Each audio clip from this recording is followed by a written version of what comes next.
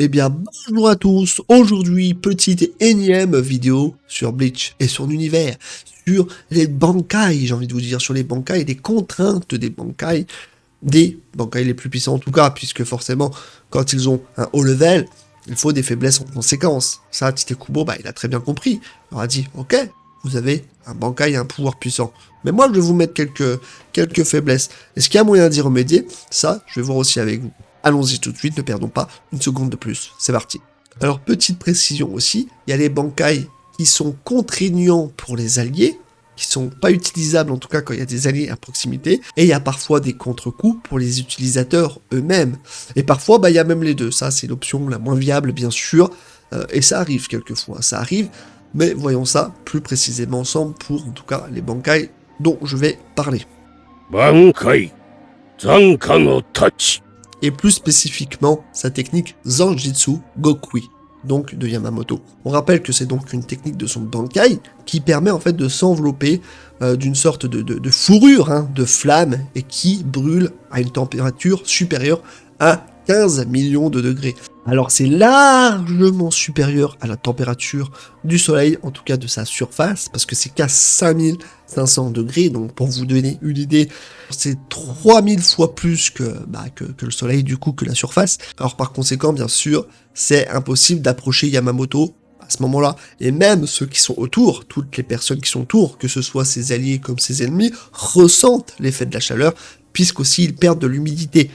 Ça assèche tout, forcément, c'est de la chaleur extrême, à ce niveau-là, on peut même plus parler de extrême, c'est complètement démesuré, donc tout le monde le ressent au sein du Seireitei, on peut le voir notamment avec Ukitake, on peut le voir avec Unohana, on peut le voir avec Itsugaya qui ne peut plus utiliser sa glace normalement, et ça c'est tout à fait logique, donc évidemment, c'est un Bankai à n'utiliser qu'en dernier recours pour lui, ou du moins quand il y a peu de personnes autour de lui, mais ça c'est très peu probable, puisque de toute façon ça prend effet sur une très large zone qu'il est impossible d'esquiver. Le soleil, tu peux pas l'esquiver, où que tu ailles, tu le ressens. Tu ressens sa chaleur, tu ressens ses effets néfastes, donc là c'est quasiment impossible. C'est vraiment une technique qu'il doit utiliser très rapidement, sans quoi même lui il s'affaiblit, et si il prolonge en plus son utilisation, ça peut détruire la Soul Society elle-même, et mettre tout le monde en péril, bien plus que s'il ne l'avait pas utilisé finalement. Et ça, c'est la grosse contrainte bien sûr de ce Zanpakuto qui, bien qu'il soit le plus fort d'entre tous, a finalement être très limité dans son utilisation.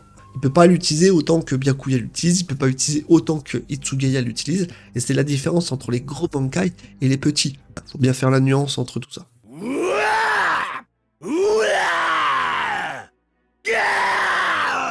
Et oui, qui est le Bankai qui n'a pas de nom, c'est toujours pas son nom, Nozarashi c'est son Zanpakuto, mais il n'a jamais vraiment dit son nom. Quoi qu'il en soit, là c'est assez simple, c'est simplement un état de berserker. Ça lui donne une force colossale, ça décuple ses capacités physiques, il peut détruire quasiment tout et n'importe quoi, il n'a plus aucune limite, déjà qu'il n'en avait pas avant, mais là c'est encore au niveau supérieur j'ai envie de vous dire, sauf que finalement, ça blesse son corps. Si son corps n'est pas apte ou n'est pas préparé à recevoir la puissance que lui donne son Bankai, ça va blesser son propre corps. Ça va le mettre en péril, ça va le disloquer de partout, comme on a pu le voir de toute façon lors de sa seule et première utilisation. On voit que son corps, alors que pourtant Zaraki a un corps très spécial, un corps qui peut quasiment tout supporter, ne peut pas supporter son propre pouvoir. Un peu comme Grimy qui n'a pas supporté son pouvoir aussi, qui a peut-être aussi un lien de cause à effet. En tout cas, c'est sa grosse faiblesse. Mais je pense que c'est aussi dû à son inexpérience, bien entendu. Ça doit jouer aussi, c'est la première fois qu'il l'utilise. Il n'est pas conscient des risques, il n'est pas conscient de tout ça. D'ailleurs, il n'est pas conscient de rien à ce moment-là aussi. C'est un état où il ne fait plus une distinction entre ses amis et ses ennemis. C'est vraiment une brute épaisse qui n'a plus aucune conscience, qui devient complètement stupide. Alors on sait que Zaraki n'est pas complètement le plus intelligent non plus, mais là c'est encore pire. Et ça décuple aussi ça également. Le gars ne fait vraiment plus la distinction entre le bien et le mal, et ça, il peut pas l'utiliser justement s'il y a des alliés trop proches, il pourrait détruire tout le monde. Il pourrait détruire tout le monde et se détruire lui également. Donc c'est une très grosse faiblesse de son Bankai actuellement. Est-ce qu'il va pouvoir la pallier? Ça c'est possible, comme je vous le dis, avec l'expérience, peut-être avec l'entraînement, puisqu'il doit renforcer son corps aussi pour pouvoir supporter cette puissance qui coule en lui. Donc à part être encore plus fort qu'il ne l'est, à part apprivoiser ce Bankai par l'expérience, à part peut-être essayer d'avoir conscience de ce qu'il fait, il n'y a pas grand-chose à faire. 挽回不死の工場 Ensuite, il y a Fuchi no Kojo Izagi. Alors là, c'est un Bankai qu'on voit uniquement, bien sûr, dans les romans, et qui, en fait, met une chaîne autour du cou de Izagi, et qui fait naître une espèce d'orbe de chaînes, des chaînes qui agissent, en fait, comme s'il était en train de se faire pendre par son propre Bankai. Je trouve que visuellement, déjà, c'est très différent, et ça donne une idée claire du sort qui peut attendre Izagi à ce moment-là. Et ça relie en fait l'autre adversaire, du coup c'est vraiment du one-to-one généralement. Et en fait, toute blessure qu'il reçoit, que son adversaire ou que lui reçoive, finalement, sont guéries avec le Reiatsu combiné. Donc en gros, si l'autre a énormément de Reiatsu et qu'un autre en a très peu, ça va prendre un peu plus à l'autre, ça va prendre un peu moins à l'autre, et ça va partager ce Reiatsu finalement, pour que ce soit équitable, et pour que les deux guérissent finalement de la même façon. Donc là, c'est carrément un Bankai fait pour le suicide, en fait. Si t'as aucun allié autour, si t'as aucune personne, finalement, pour venir t'aider et pour venir porter le coup final, eh ben, l'utilisateur peut y rester très facilement. En fait, c'est ça le truc de ce Bankai, c'est ça le côté pernicieux de ce Bankai, c'est que Izagi ne peut pas l'utiliser. Quasiment pas du tout, en fait. Sauf dans des cas extrêmes et des cas très précis où il peut compter sur l'aide de quelqu'un. Sinon, ça amène juste à un sacrifice de sa personne pour en sauver une autre. Et c'est juste ça, quoi. C'est juste ça. Et puis surtout, il ressent aussi la douleur. Hein. Il ressent la douleur, même si les blessures guérissent. S'il prend un énorme coup, il le sentira quand même passer. Ça changera rien. C'est qu'une question de mental, finalement. Et Zagi, on est plutôt doté, donc ça va encore. Mais bon, voilà. Là, une évolution potentielle, ce serait de pouvoir gérer la balance comme bon lui semble.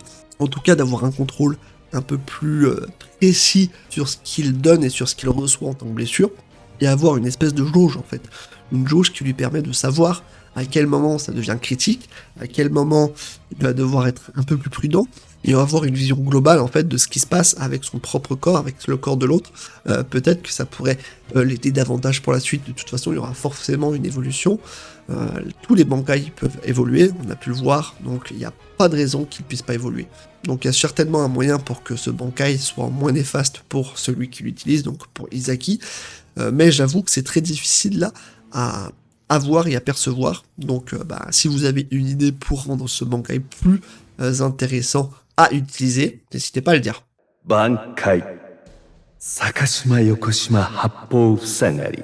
Alors j'adore le Bankai de Shinji, mais il faut avouer que c'est certainement le plus inexploitable d'entre tous. C'est un truc qui ne pourra pratiquement jamais utiliser, sauf en cas de cas extrêmes sans doute, et encore c'est même pas sûr que ça puisse réussir, puisque je vous explique pour ceux qui savent pas bien sûr, ça permet de changer la perception d'amis et d'ennemis pour ceux qui sont dans la zone d'effet de son Bankai, et ça prend n'importe qui, hein. Il peut pas choisir qui va être affecté ou non, donc ça peut aussi affecter les alliés, c'est-à-dire que si un allié trop proche, il va le voir comme un ennemi, donc c'est très dangereux, et même s'il est tout seul, admettons, contre quelqu'un, et que ce dernier est très puissant, ou qu'il ait aucun remords à faire quoi que ce soit, attaquer son propre allié, et ça changera rien, en fait ça il peut pas savoir, si le gars est vraiment trop dangereux, admettons, l'autre le voit comme son ami, mais il en a rien à péter, il va quand même lui casser la gueule de la même façon, donc ça changera rien à ce compte-là. Et ça, finalement, je trouve que c'est assez useless, c'est dommage, parce qu'il y a une idée qui est très intéressante pour lui. Donc là, en fait, le meilleur moyen pour rendre ce Bankai assez intéressant, et en tout cas plus utile, ce serait de pouvoir choisir par lui-même ceux qu'il veut affecter ou non. À la limite, s'il a que des ennemis, bon, il y a moyen d'en faire quelque chose, mais, encore une fois, il va falloir compter sur la chance. Il va falloir compter sur la chance, et ça, je sais qu'il n'en a pas vraiment beaucoup encore, Shinji. Donc on espère pour lui, bien sûr, que ça change et qu'il serait un peu plus manipulable par la suite, un peu plus utilisable. Ce serait la moindre des choses pour lui permettre de briller dans un combat aussi. Bankai Hakka no Togame. Donc le Bankai de Rukia qui permet d'atteindre, bien sûr, la température du zéro absolu, hein, qui donc émet une espèce de brume qui permet de geler lentement mais sûrement les alentours et permettre de refroidir son corps, parce que ça vient d'elle, c'est le point de départ en fait, son corps gèle et tout ce qui est autour gèle aussi. Donc on a pu voir que c'était un pouvoir très puissant, très stylé, qui bien sûr est très dangereux non seulement pour ceux qu'elle vise, mais aussi pour son entourage, et pour elle-même surtout, parce que là c'est elle le pire dans l'histoire. Pour se dégeler, on sait qu'elle doit augmenter lentement la température, pour pas risquer de se blesser, parce que fatalement, si on passe d'une température très basse à une température très haute d'un seul coup, c'est très très dangereux, c'est très risqué pour elle, et elle pourrait casser en deux tout simplement. Elle pourrait vraiment se blesser très fort. Donc déjà rien que ça la met en situation critique, dans le sens où elle devient une proie facile. Si un ennemi arrive dans la seconde qui suit, qui arrive même dans les 5 minutes à suivre, elle va prendre tarif et elle va manger du sable. On est d'accord? J'ai même envie de vous dire que ça va chauffer pour elle. Tu l'as ou pas?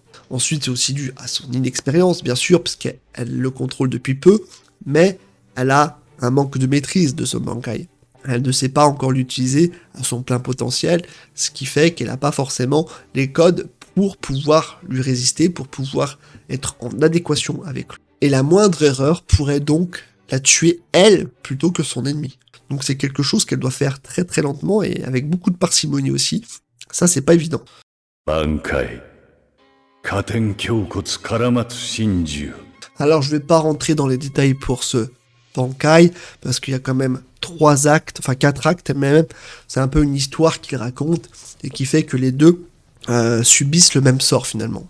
Son utilisateur, son ennemi et en fait tous ceux qui sont autour. Donc il faut vraiment qu'il soit isolé du reste du groupe, qu'il y ait vraiment personne aux alentours, parce que c'est pareil, ça affecte beaucoup les alliés, et c'est pourquoi on le voit par exemple dans son combat contre Stark, où Kitake l'empêche de l'utiliser, et on comprend pourquoi, parce que ça aurait peut-être fait plus de mal que de bien finalement à toute la Soul Society, ça aurait peut-être pu vaincre d'autres capitaines. C'est un Bankai qui est vraiment pour le coup très très désavantageux pour ça.